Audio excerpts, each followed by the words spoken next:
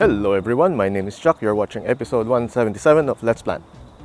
In the last episode, we were staging the bowls while we were trying to figure out what sort of design we could do.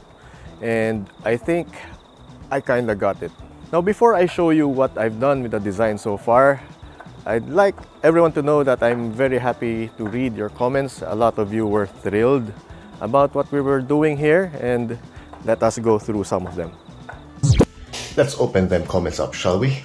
Lucky Strike says, I could see one or two of the big Echeveria gibberelliflora type of plants as highlights working in the bowls that you want to have the string of pearls in. Christine McPherson also says that she likes the placement and she hopes that I use a giant red Echeveria at the back.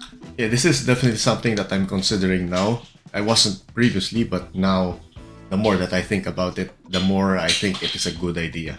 Additionally, Lucky Strike asks, do you plan to bury the terracotta pots for stability or were they just for helping design the shape? The answer to that is yes, I am using them for stability and to mark out the areas where the bowls would be standing on. It would take fewer materials for me to just put the pots in there and just reinforce the pots by filling around it with soil and gravel just to hold it in place. But of course, at this point in time, I didn't have a finalized design yet, and being able to shift the things around is really great.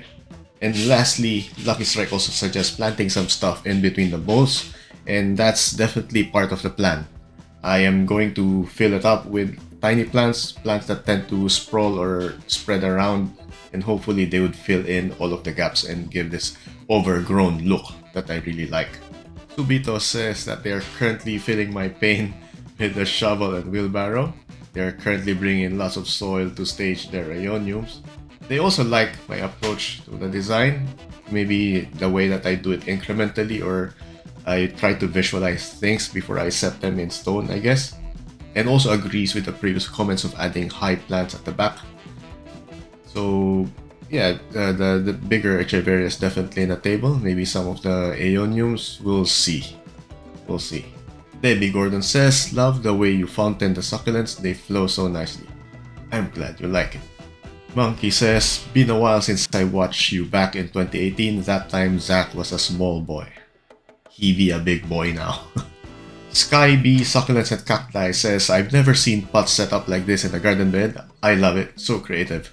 I can't wait to see what beautiful succulents you use to fill them up. So pots and bowls buried in the soil has definitely been my thing for quite a while now. I've incorporated it in lots of my arrangements and I will be continuing to do that since I really love it. And you might want to check out this video on why including pots and bowls in your garden design might be a good idea. It might apply to you. I think that's enough for the comments. Let's get back to the video.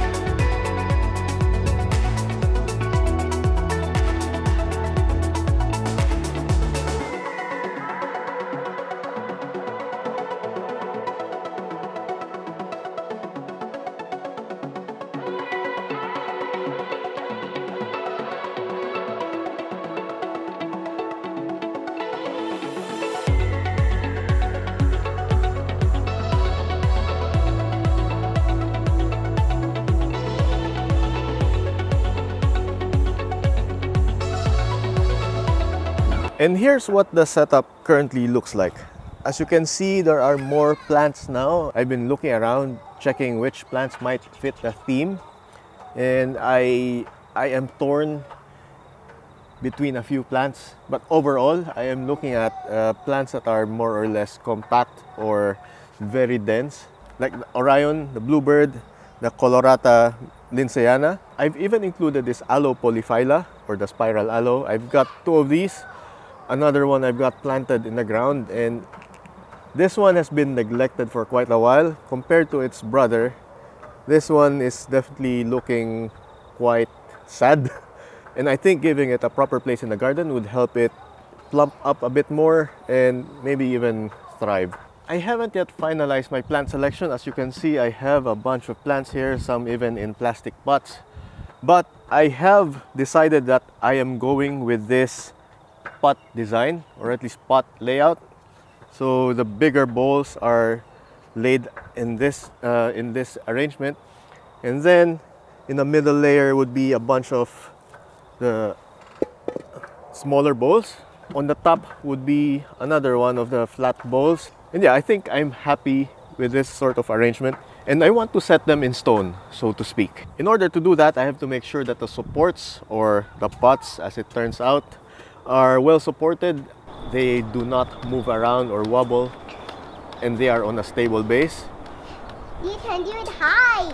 And for that, all I really have to do is just to fill the pots and their surroundings with soil. I might be planting in between those pots, which means that the soil that I'll be using to fill or to backfill around the pots should be the same type of soil that I would normally use for my plants. So without further ado, let's go mixing some soil.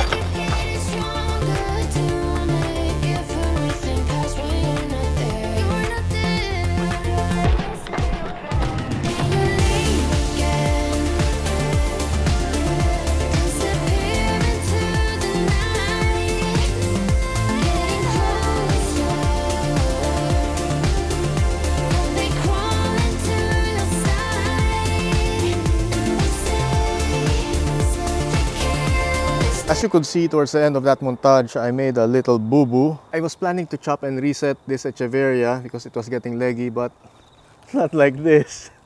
But anyway, I'm giving it a few days to callus and heal, and I'll be planting it over at the top bowl. As for the rest of these plants, I haven't really decided which plants goes where. The only thing I can confirm so far is that I definitely want this spiral aloe in one of the lower bowls. I've got 3 different bowls to choose from, and I'm thinking that maybe this bowl to the left is the best place for it, mainly because if I put it in front or somewhere where there would be foot traffic, it might, get in the way and people might get scratched by it. So at least on the left it is a bit towards the side, out of the way, and it's probably safer that way. Looking at this short list though, I've noticed a pattern. So what I've got here are 2 cantes and an afterglow. And for those who didn't know, the afterglow is a hybrid based on the cante, which explains the similarity in the leaf shape. I know I have a 3rd cante somewhere, so I could just place all of them as cantes. But the collector side of me wants to show variety rather than keeping things symmetrical. So I think I'll have another think about it. So I've got two options here and I would like to know what you think. The first option is to use 3 cantes on these large bowls. Of course, it's going to be a bowl arrangement. It's not just the cante. There will be some smaller plants around it, maybe something that would trail around.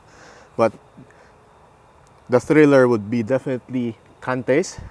Or second option would be getting 3 different plants as the thriller pieces of the large bowls.